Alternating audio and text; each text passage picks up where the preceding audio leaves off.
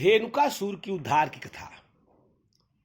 हे परीक्षित, एक जो बार जो है धेनुकासुर नाम का एक दैत्य था जो ताड़क वन में रहता था, ताड़ों के वन में रहता था, और उसके बड़े ही साथी और मित्रगण सब जो है गधे की रूप बना करके और धेनुकासुर के जो है क्षेत्र में रहते थे। धेनुकासुर जो है वह बड़ा मायावी दैत्य था।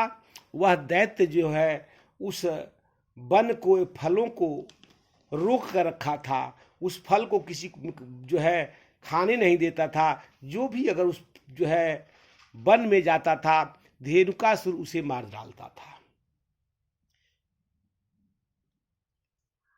सुखदेव जी से कहते हैं कि हे परीक्षित, इसी बात को जानकर ग्वाल बालों ने कहा कि हे बलदेव जी, यह जो वन जो दिखाई पड़ रहा है इसमें जो है ताड़ के बहुत फल लगे हुए हैं, सो उसके सुगंध बहुत आ रहा है और उसमें भांति भांति के बहुत सुंदर सुंदर फल हैं।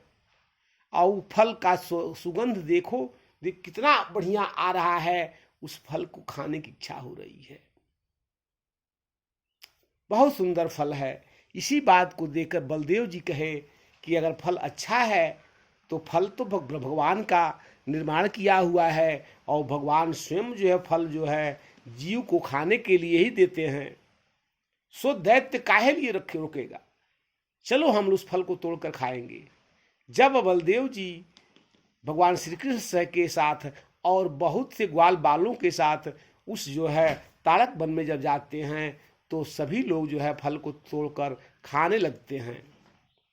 इस तरह जब ताड़क वन में जब सभी ग्वाल बाले और जा कर के और फल तोड़ के खाने लगते हैं तो उसी समय धेनुकासुर के साथी जो है और उसके मित्रगण जो है राक्षस आ करके और जो है ग्वाल बालों को मारना चाहते हैं। सो जो है बलदेव जी स्वयं जो है उन दैत्यों को और उस ताड़क वन के रखवालों को मारना शुरू कर देते हैं। इसी बीच में जो है जब इस बात को जानता है और इसका ज्ञान जब हुआ धेनुकासुर को, तो वह जो है स्वयं गधा था ही। अब कहा जाता है जो भगवान से बैर करे वही खर है, वही गधा है। अब सो वह गधा जो है गधे के रूप बनाकर आता है और बलदेव जी के अपने पीछे कर देता है, बलदेव जी के आगे। अब देखिए यह भगवान जो है बलदेव जी स्वयं नारायण हैं, शेषावतार हैं, और बलदेव जी के आगे खड़ा हो जाता है और उनको जो है पीछे दोनों लात जो है उठाकर बलदेव जी को मारता है। बलदेव जी शेषावतार, बलदेव जी जो है तुरंत जो है उस धेनुकासुर का जो है दोनों पैर पकड़ एक बार में पकड़ लेते हैं और पकड़ के और ताड़ के पेड़ पर मारते हैं। जैसे एक जो है धेनुकासुर से गधे से एक ताड़ पर जो है जोरदार से मारते हैं तो क्रमशः दूसरा ताड़ का जो है वृक्ष टूट जाता है, वह दूसरे ताड़ पर के वृक्ष पर लड़ता है।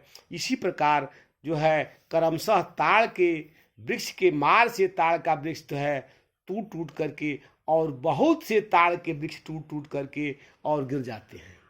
और यहाँ तक कि वह ताड़क वन जो है ताड़ के वृक्ष जो है गिर करके और पृथ्वी पर जो है सुशोभित हो रहा है, जैसे जो है किसी जगह पर ताड़ के बिस्तरा बिछा करके और उसका पुल बांधा हो।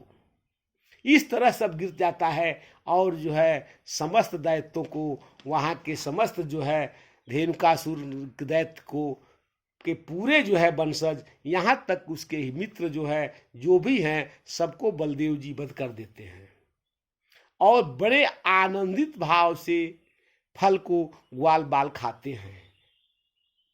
हे परीक्षित, वह धेनुकासुर बहुत ही अत्याचारी दैत्य था।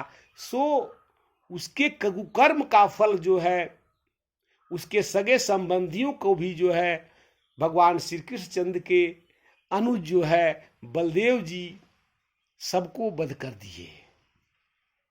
सो परीक्षित, इस जीव को मारना और इस जीव को उबारना केवल जो है भगवान का कार्य है। अब धेनुकासुर से जो शरीर जब मरा तो उसके शरीर से जो है तेज निकला और वह तेज जो है भगवान श्री कृष्णचंद्र जी के अंदर जो है समाहित हो गया।